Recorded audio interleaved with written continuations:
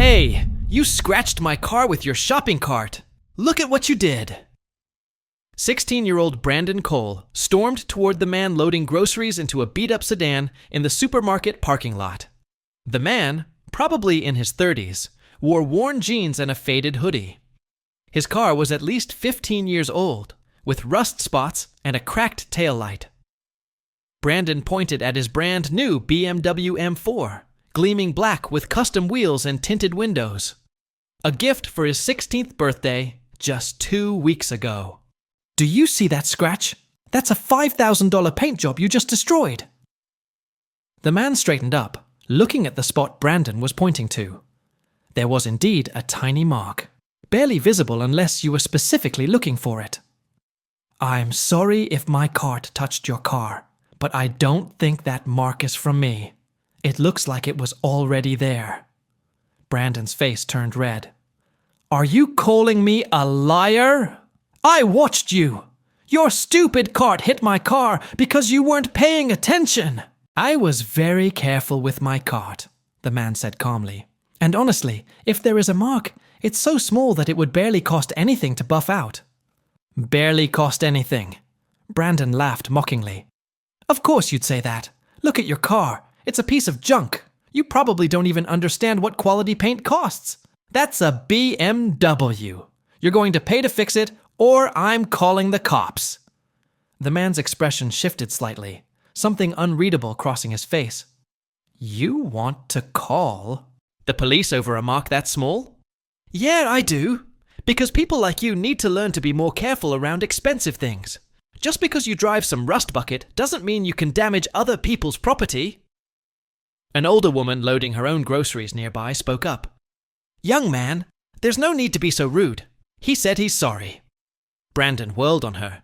Nobody asked you, lady. Mind your own business. The man held up his hand. Ma'am, it's okay. I can handle this. He turned back to Brandon. Look, kid, I understand you're upset about your car. Why don't we both calm down and figure this out reasonably? Don't call me kid. I'm not a kid. And don't tell me to calm down. You damaged my property. Brandon pulled out his phone and started taking pictures of his car, making sure to capture the man's vehicle and license plate. What are you doing? The man asked. Getting evidence. My dad's a lawyer. We're going to sue you for the damage and for emotional distress. You clearly can't afford a car like mine, so you're probably jealous. That's why you weren't careful. The man closed his eyes briefly, seeming to count to 10. I'm going to give you one chance to walk away from this. Go home. Forget about it. That mark will buff right out. It's not worth the drama. Oh, I'm not going anywhere. You're the one who's going to wish you'd been more careful. Do you have any idea who my father is? Richard Cole, one of the best attorneys in the state. He's going to, yes, destroy you in court. Your father's Richard Cole. The man's expression changed again, this time to something that almost looked like pity. That's right. So you better start worrying about how you're going to pay for this. Oh, wait, you can't. Look at you. Look at your car. You probably can't even afford your rent. A store security guard approached, drawn by the raised voices. What's going on here? Brandon jumped in before the man could speak. This guy hit my car with his shopping cart and now he's trying to get out of paying for the damage. I want you to file a report. The security guard looked at both of them, then at the cars. Sir, did your cart hit his vehicle? The man in the hoodie sighed. I don't believe it did, but he's insisting it did.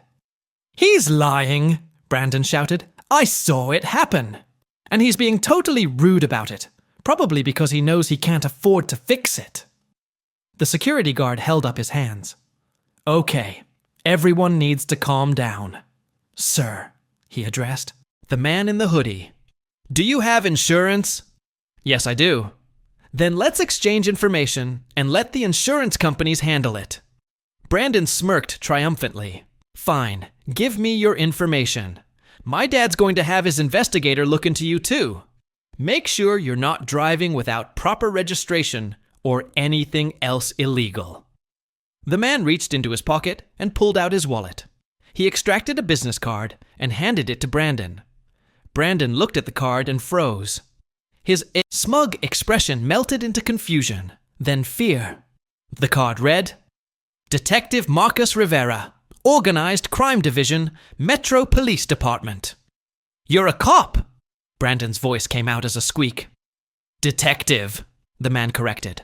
I work undercover, which is why I don't dress like what you probably think a police officer should look like.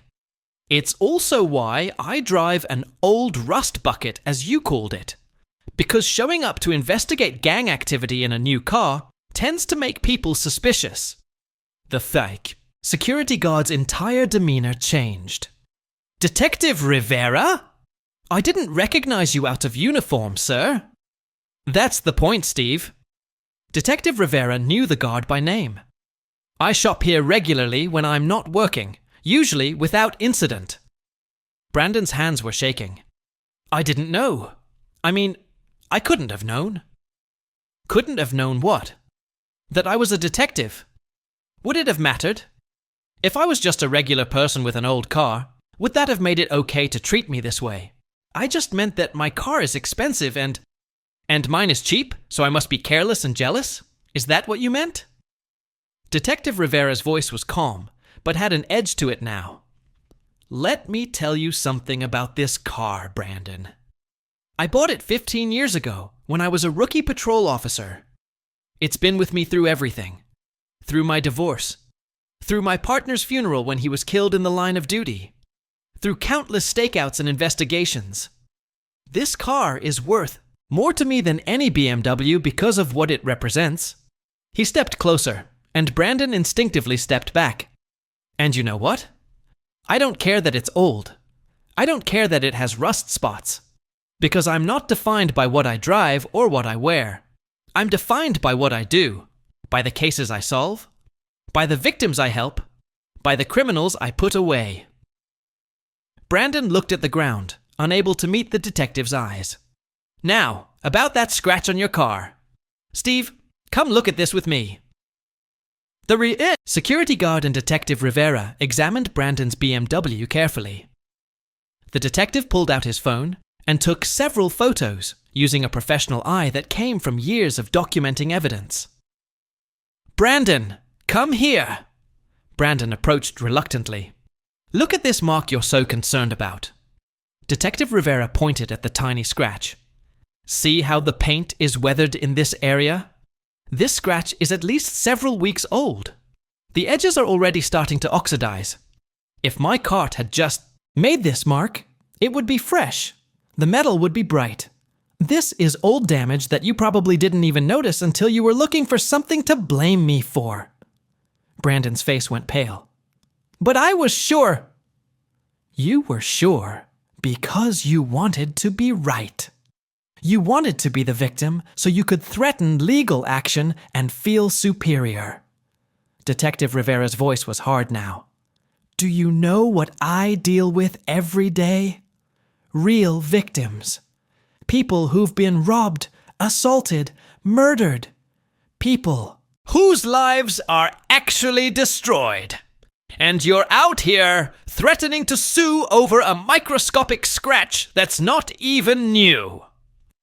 Steve, the security guard, shook his head. Kid, you should apologize to the detective. I think he should do more than apologize, Detective Rivera said.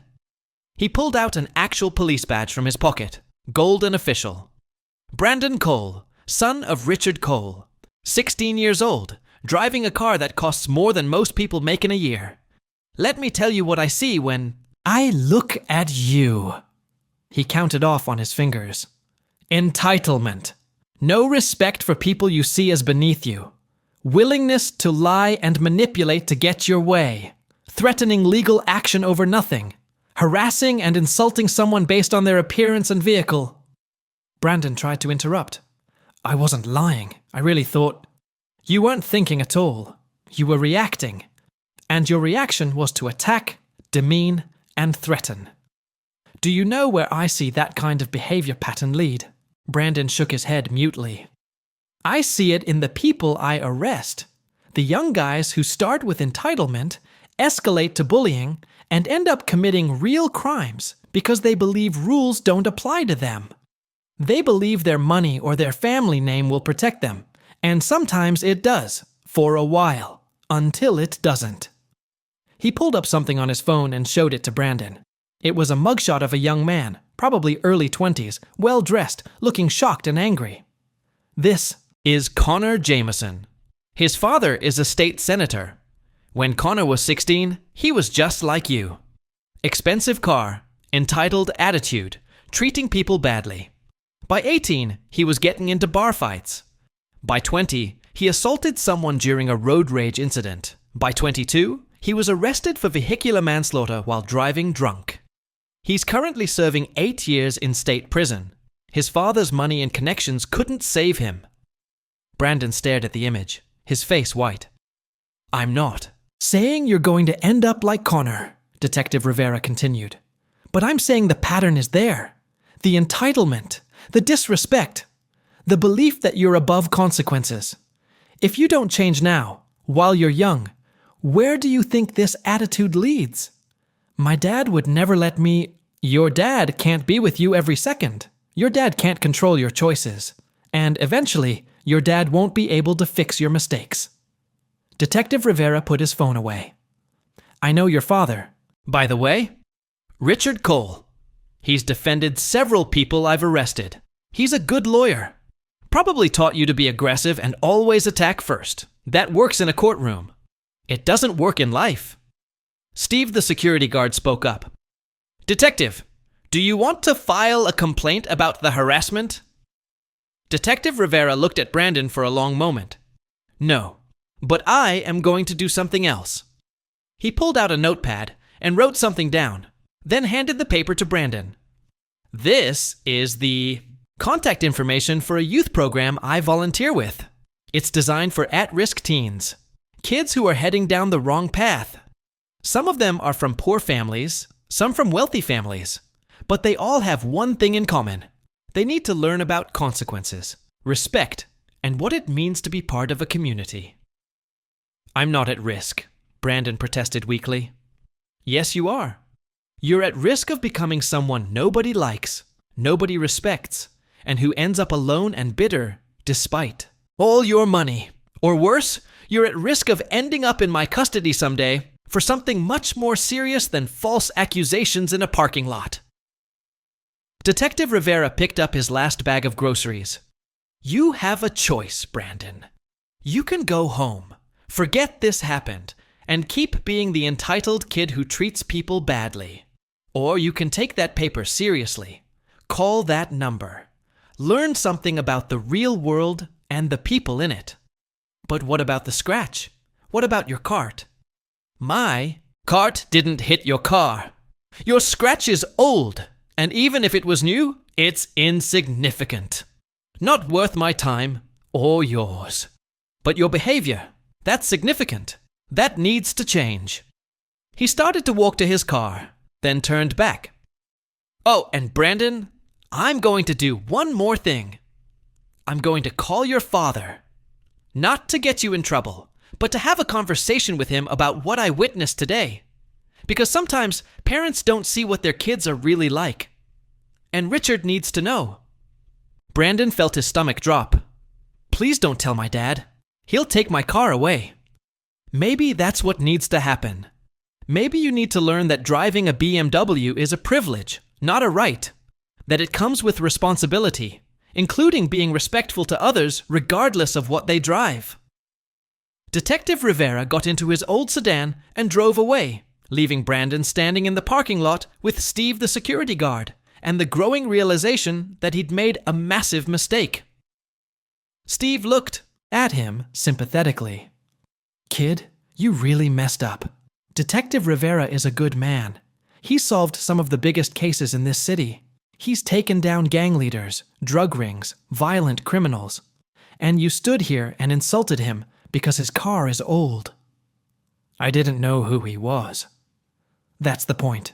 You shouldn't need to know who someone is to treat them with basic respect. Brandon drove home in silence. Detective Rivera's words echoing in his head. He kept looking at the paper with the youth program information, debating whether to throw it away or actually call. When he got home, his father's car was in the driveway. That was unusual for a weekday afternoon. Brandon's stomach sank. Detective Rivera had already called. Inside, his father sat in the living room, his expression unreadable. Richard Cole was a formidable man, tall and imposing, used to intimidating opposing counsel and winning difficult cases. "Sit down, Brandon." Brandon sat, feeling like he was on trial. "I just had a very interesting phone call from Detective Marcus Rivera. Do you want to tell me what happened at the supermarket?" Brandon tried to explain, tried to make it sound less bad than it was, but his father cut him off. "Stop. Just stop. Marcus already told me everything. He didn't call to complain, or to get you in trouble. He called because he's concerned about you, about the person you're becoming." Richard Cole stood up and walked to the window. "Marcus and I have a complicated professional relationship. I've defended people he's arrested. We don't always agree on things, but I respect him enormously. Do you know why?" Brandon shook his head. "Because Marcus Rivera is one of the best detectives in the state. He's put away murderers, rapists, and gang leaders. He's risked his life more times than I can count. He works 80-hour weeks for a salary that's less than what I pay my secretary. And he does it because he believes in justice and protecting people." He turned back to Brandon. "And you insulted him because his car is old. You called him jealous and poor. You threatened to sue him. You acted exactly like the entitled brats I see in courtrooms who think their money makes them better than everyone else." "Dad, I'm sorry. I didn't mean—" "You did mean it. That's the problem. This is who you've become, and I have to take responsibility for that. I taught you to be aggressive. I taught you to always attack. I thought I was preparing you for a competitive world. Instead, I created someone who treats people badly and thinks money is all that matters." He sat back down, looking tired. "Your BMW is being sold. You'll drive something reasonable, something you actually need to take care of. And you're calling that youth program Marcus mentioned. You're going to volunteer there every weekend for the next 6 months. But Dad—" "No arguments. And there's more. You're going to write a formal apology to Detective Rivera, a real one. Not some half-hearted sorry. You're going to acknowledge specifically what you did wrong and what you're going to do to be better." Brandon felt tears forming. Not because of the punishment, but because he saw the disappointment in his father's eyes. "I taught you wrong, son. I taught you that winning was everything. That being aggressive was strength. That having money meant having worth. But Marcus showed me something today. He could have arrested you for harassment. He could have filed complaints. He could have made your life very difficult. But instead, he tried to teach you. He gave you an opportunity to learn and grow. That's real strength. That's real character." Richard Cole pulled out the paper with the youth program information. "Marcus volunteers here every Saturday. He works with kids from all backgrounds, teaching them about consequences, respect, and community. You're going to join him, and you're going to learn what he tried to teach you today." Over the next 6 months, Brandon's life changed. Completely. He showed up at the youth center every Saturday morning, usually arriving before Detective Rivera. The program included kids from wealthy families like his and kids from tough neighborhoods who'd been in trouble with the law. At first, Brandon felt out of place. The other kids saw him as the rich boy whose dad made him come. But slowly, through shared service projects, through conversations with Detective Rivera, through hearing stories from kids whose lives were genuinely hard, Brandon started to understand what he'd been missing. He met a 15-year-old named Marcus Jr., named after the detective who'd mentored his older brother out of gang life. Jr. lived in a rough neighborhood, had lost his father to violence, but showed up every week with a positive attitude and a willingness to help others. He met Sarah, whose family had money like his, but who'd gotten into drugs and petty crime until Detective Rivera arrested her and gave her the same choice he'd given. Brandon. Change or face real consequences. He met dozens of other kids, each with their own story, each learning that their circumstances didn't define them, but their choices did. Detective Rivera treated them all the same, whether they came from mansions or project housing. He taught them practical skills like conflict resolution and decision-making. He shared stories from his cases, not to glorify police work, but to show them the real consequences of bad choices. And slowly, Brandon transformed. The entitled kid who'd insulted a detective over a car scratch became someone who understood that worth came from character, not possessions. 6 months later, at the completion ceremony for the youth program, Brandon stood in front of all the participants and their families to give a speech about what he'd learned. I came here because I had to. Because I'd acted like a terrible person and got caught. I was angry about being forced to come. Angry about losing my expensive car. Angry about having to spend my Saturdays with people I thought were beneath me. He looked at Detective Rivera, who stood in the back of the room. But Detective Rivera taught me something I'll never forget. He taught me that how you treat people when you don't have to be nice, when nobody's watching, when someone can't do anything for you, that's who you really are. And I was not a good person. He gestured to the other kids in the program. These people taught me that strength isn't about money or aggression. It's about character. It's about showing up. It's about helping others even when there's nothing in it for you. I'm still driving a regular car. My dad sold the BMW, and honestly, I'm glad he did. That car represented everything wrong with how I saw the world. Now I drive something normal, and you know what? It doesn't change who I am. I'm still me. Just a better version of me. He pulled out a worn piece of paper, the one Detective Rivera had given him in the parking lot 6 months ago. Detective Rivera gave me this and told me I had a choice. I could keep being entitled and disrespectful, or I could change. I'm so grateful I chose to change. After the ceremony, Detective Rivera approached Brandon. I'm proud of you, kid. You did the work. You made the choice to be better. I owe you everything, Detective. You could have arrested me that day. You could have made my life hell.